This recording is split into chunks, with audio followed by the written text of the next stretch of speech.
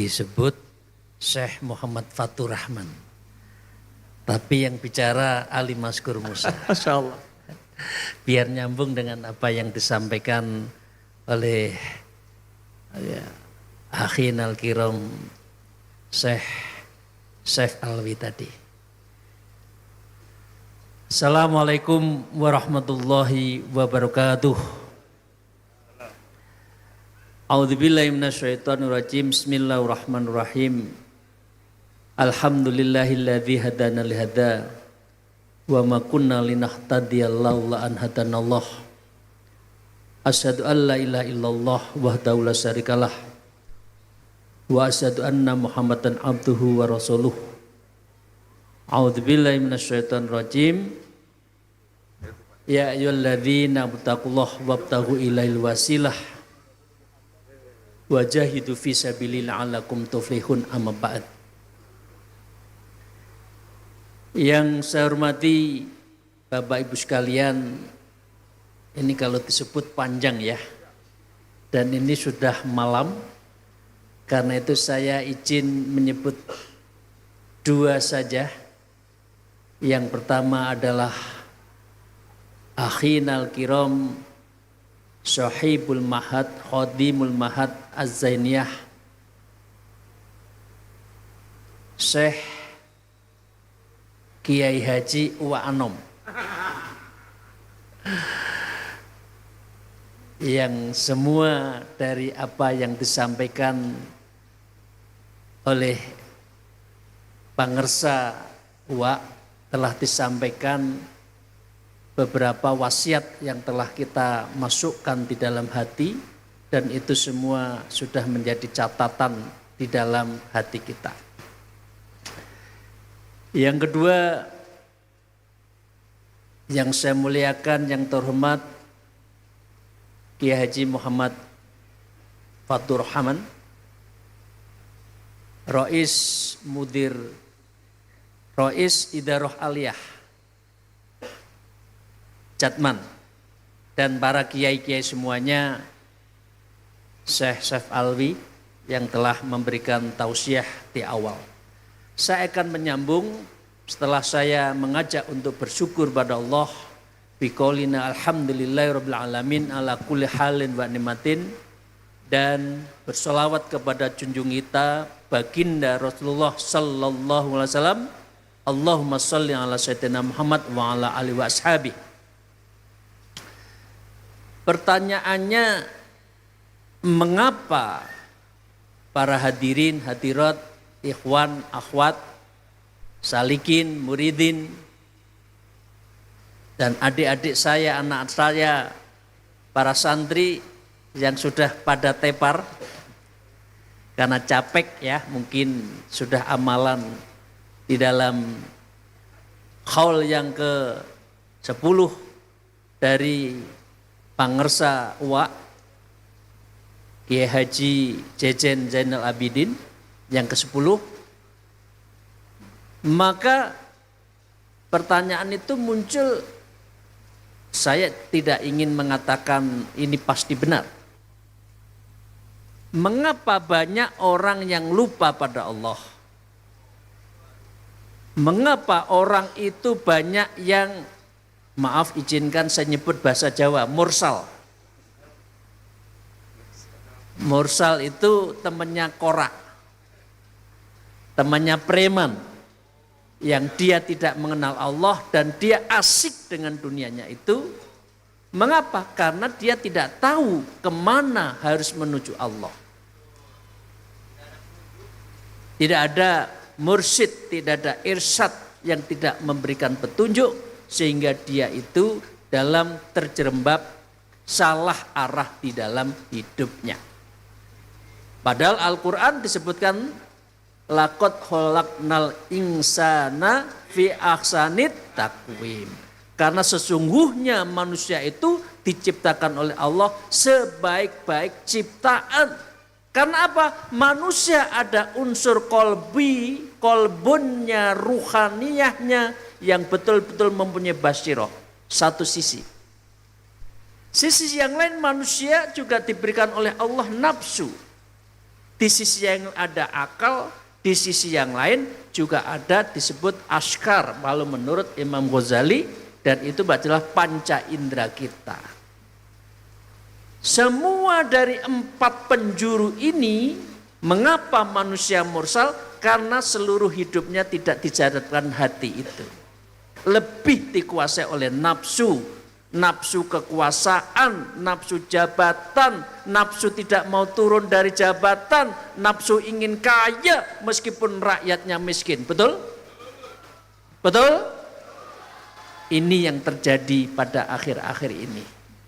Kelembutan hati pemimpin tidak ditunjukkan atas keresahan dan kesedihan dari rakyatnya. Betul? Karena itulah orang akhirnya ketika tidak tahu kemana arahnya, kemana dia tahu kemana Allah, kemana dia akan tuju, maka dia menjadi adalah asfala safilin, dan orang akhirnya terjerembab di dalam asfala safilin, serendah-rendahnya ciptaan. Pertanyaannya, adik-adik, bapak-bapak, termasuk saya, kita akan tetap ahsanut takwim atau asfala safilin? Ayo adik-adik, ibu-ibu, tetap ingin ahsanut takwim atau ingin asfala safilin? Ahsanut takwim. Ahsanut takwim, jalan satu-satunya hanya thariqah. Karena dengan thariqah itulah dia akan melembutkan hatinya, mensucikan jiwanya, tazkiyatun nafsnya, dan membendingkan mata hatinya, tasfiyatul qalbinya, ala bidziklah tatmainul qulub. Jadi kalau orang tidak mengenal zikir, orang tidak mengenal menyebut ismudzat Allah, Allah fi kulli nafsin, keluar masuknya nafas kita menyebut nama Allah, dan tidak melakukan zikir nafi isbat la-nya diambil dari yang paling dalam, la ilaha illallah, maka saat itulah hatinya tetap kotor. Jadi dengan demikian saya setuju apa yang disampaikan oleh Akhin Al-Kiram Syekh Alwi tadi, pemimpin harus berthariqah. Pemimpin harus setiap hari menyebut nama Allah dan berzikir fi kulli waqtin wa sa'atin, karena itu akan bisa melembutkan hatinya. Mengapa? Imam Ghazali mengatakan al-qalbun kal malik wal aqlun kal wazir, ya, wal jasad wal askar kar ra'iyah. Jadi dengan demikian Bapak Ibu sekalian, semua ini adalah ditujukan, disebabkan oleh ketidaklembutan dari, saya nggak usah sebut ABC-nya, karena tidak ada kelembutan hati dari para pemimpinnya. Saya kalau menyebut pemimpin kita kan Pak Prabowo, presiden kita. Tapi banyak politisi yang tidak dukung dengan Pak Prabowo. Ada orang-orang masih belum ikhlas kalau Pak Prabowo jadi pemimpin, sehingga dia menciptakan kegaduhan di akhir-akhir ini. Betul? Ini mengapa? Karena tidak latifatul qalbi, hatinya tidak dilembutkan, zikir latifahnya tidak pernah dia lakukan, karena tidak tahu kemana harus berzikir. Dan inilah fungsi dari mursyid, fungsi dari tuan guru, fungsi dari para masyayikh, dan ini harus kita tunjukkan ke jalan yang benar. Jadi Jatman, Bapak Ibu sekalian, ingin menginsert amalan thariqah di dalam kehidupan berbangsa dan bernegara. Setuju? Karena kalau tidak itu, negara ini akan salah arah. Pemimpinnya tidak lembut, pemimpinnya tidak punya empati, karena dia tidak ada kelembutan hatinya, karena dengan zikir itu. Karena dengan zikir yang setiap saat kemandirian ekonominya ada, itulah yang bisa menjadikan pemimpin kita itu punya empati kepada rakyat. Di dalam Nasha'il Ibad disebutkan bahwa walasaku ar-ra'iyah tasluhu bisolihil malik. Rakyat ini baik kalau pemimpinnya baik, betul? Kalau rakyatnya seperti sekarang, berarti ada pemimpin yang enggak benar, betul? Karena itu saya mengingatkan kepada teman-teman saya juga lama di sana, dan saya juga lama di Badan Pemeriksa Keuangan. Empatilah, jadilah Anda pemimpin yang lembut, dan cara menjadi pemimpin yang lembut adalah dengan bertorekoh. Saya menginginkan sebagai mudir ali, monggo setiap saat para mursyid dimanapun berada siap menerima untuk memberikan petunjuk agar hatinya lembut sehingga betul-betul bisa mendekatkan diri pada Allah Subhanahu wa taala. Ini yang pertama, menyambung dari beliau tadi. Yang kedua, Bapak Ibu sekalian yang saya hormati, disebutkan juga al-qalbun kal ardi wa harkatul jasad kan nabati. Orang punya hati itu seperti bumi, seperti ini loh, Allah kasih tadi berkah kan, Allah kasih hujan. Hujan berkah, dari hujan itulah tumbuh-tumbuh nabati, tumbuh-tumbuhan kan. Jangan ngeroweng ada hujan. Ini Allah cinta kepada Sukabumi, Cianjur, Bogor yang setiap hari hujan, betul? Ya itulah Allah kasih rezeki kok. Buah-buahan jadi bagus di sini, sayur-sayuran bagus di sini, di tempat lain yang tidak bisa. Karena itu di dalam kitab Nasha'il Ibad disebutkan al-qalbun kal ardi. Hati itu seperti bumi, dia akan bisa baik kalau buminya lembut, tanahnya lembut, tanahnya gembur, dan dia bisa melahirkan tumbuh-tumbuhan. Coba bayangkan kalau hatinya gersang, kalau tanahnya gersang, tidak bisa dicangkul, ada bisa tumbuh-tumbuhan bisa hidup? Tidak bisa. Orang hati lembut, sabar, ikhlas, qanaah, ridho, bikismatillah, itu karena hatinya lembut. Dan itu hanya diajarkan melalui torekoh. Jadi dengan demikian Bapak Ibu sekalian, sungguh beruntung kita diberikan oleh guru-guru kita untuk menjadi pengamal torekoh. Dan ini menjadi bekal yang tidak bisa dihitung apapun. Dan ini insya Allah wayat khulu jannah bi ghairi hisab ma'ar Rasulullah sallallahu alaihi wasallam wa fil jannati bi ru'yati rabbil alamin. Kalau saya ibaratkan Syekh Fatur Rahman, maaf saya Salwi, wong lek ndak tarekoh, aku bahasa Jawa sih. Orang kalau tidak bertarekoh masuk surga. Kata-kata asalkan mangkana akhir kalimul la ilallah dakhala. Tapi menurut Syekh Abdul Qadir Jalil dalam kitab Sirul Asrornya, mlebu surga ning tidak ketemu dengan Allah. Seperti panjenengan kita semua ada apa? Ada apa itu? Walimatul urs lah. Ada mantenan, pesta, makan enak, tapi tidak salaman dengan tuan rumahnya. Apa bedanya? Apa enaknya? Itu manusia pada umumnya. Aku yang penting mlebu surga, yang penting saya masuk surga. Enak, tapi tidak berjumpa Allah. Dia hanya apa? Karena dia hanya syariat. Karena apa? Dia tidak masuk di dalam konteks ma'rifatullah. Dan kita tidak sampai pada hakikat di dalam abdun menyembah Allah itu. Dan menjadi ma'rifatullah, Hakikat di dalam konteks ini hanya bisa dengan thariqah.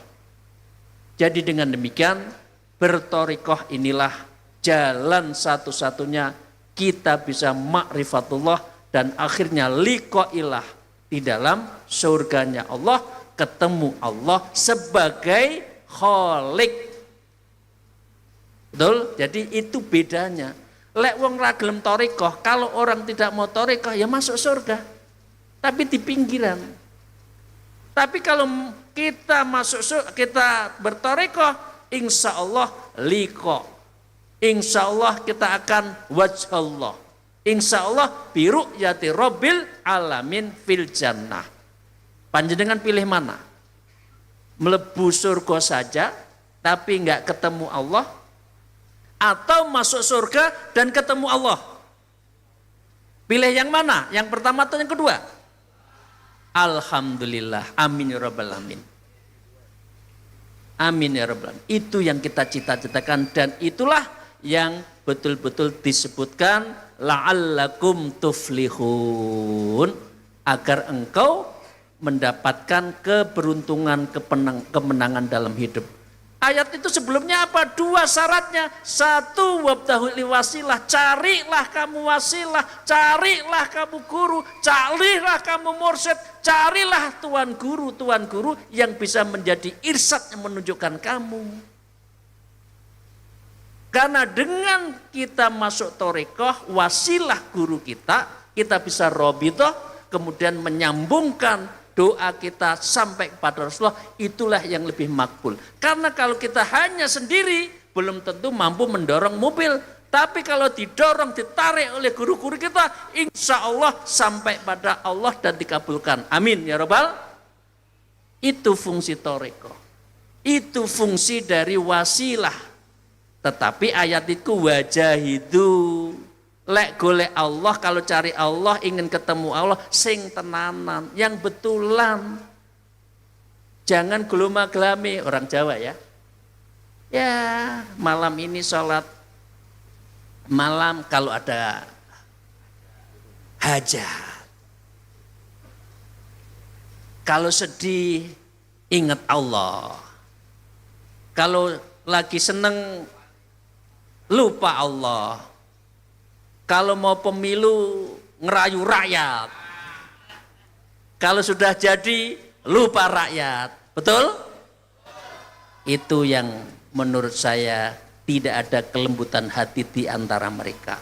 Saya himbau, ayo semua anggota DPR, semua berthariqah.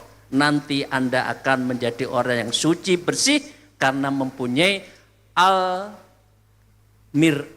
fil qalbi. Hatinya sejernih kolbun, sejernih cermin yang bisa memberitahu ini jangan, itu enggak boleh.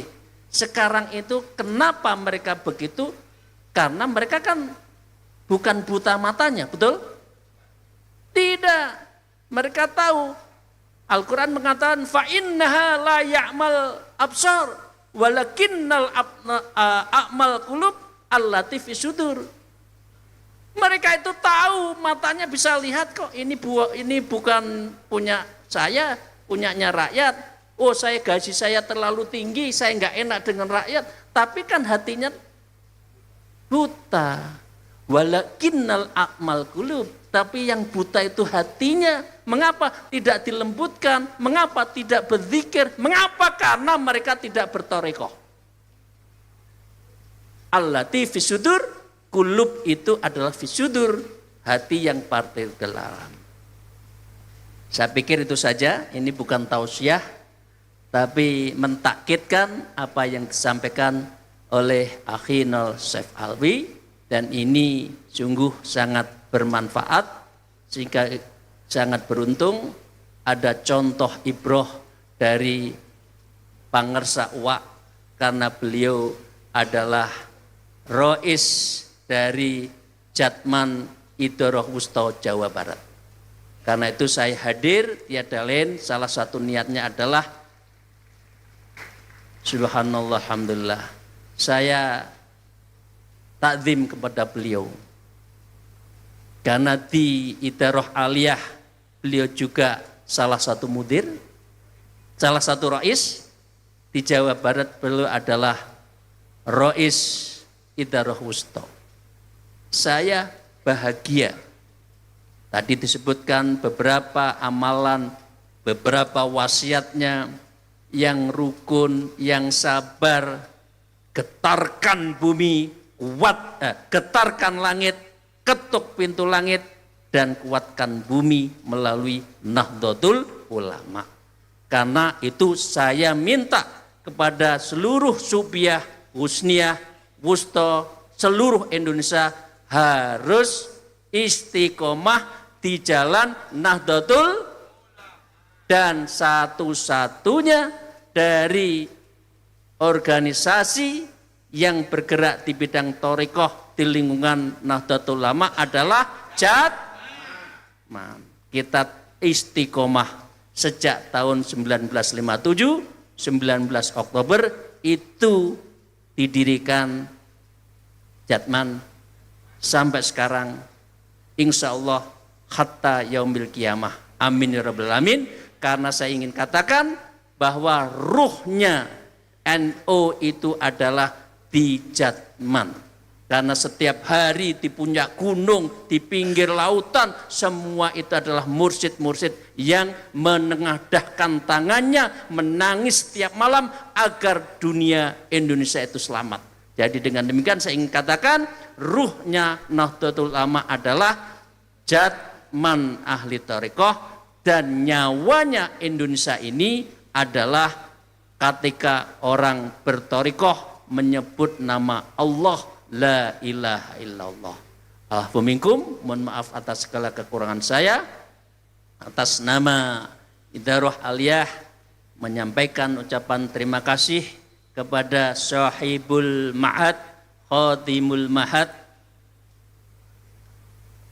Kiai Haji Uwa Anom, yang telah memberi fasilitas kita semua untuk bisa saling bersilaturahim. Selamat kepada Idarah Wusto dan beberapa subyah yang telah kami lantik. Semoga Allah meridhoi, membimbing, memberikan keikhlasan berjuang, dan saya juga didoakan sebagai mudir ali sabar, ikhlas, istiqomah di jalan Jatman ini. Alhamdulillah, wallahul muwafiq ila aqwamit thariq. Assalamualaikum warahmatullahi wabarakatuh. Izin pengersa berkenan kiranya ditutup dengan doa juga agar lebih tambah barokah oleh Mudir Idarah. Kenapa? Lah ini tausiahnya belum ya? Foto syalek. Tausiah dari Syekh Abdurrahman. Langsung doa nanti.